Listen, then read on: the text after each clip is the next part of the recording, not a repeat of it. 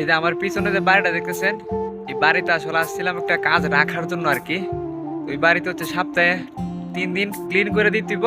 আর দুইটা গাড়ি আছে, দুইটা গাড়ি হচ্ছে সপ্তাহে 3 দিন ক্লিন করতে হবে। মানে 3 দিন বাড়ি ক্লিন, 3 দিন হচ্ছে গাড়ি ক্লিন।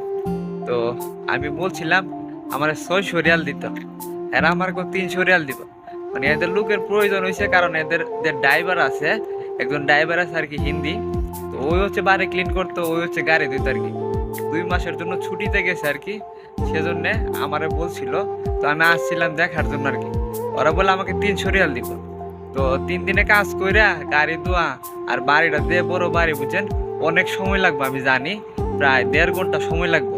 তো এত কাজ আমি মাসে 300 রিয়ালে করতাম না, সেজন্য না করেছি। আমি বুঝি 500 রিয়াল যদি দেস তাহলে আমার নাম্বার আছে, আমার ফোন দিস, ফোন দিলে আমি আয়া কইরা দিব, অসুবিধা নেই। পরে হয়েছে খালাস খালাস, দেখবো নফর দেখবো।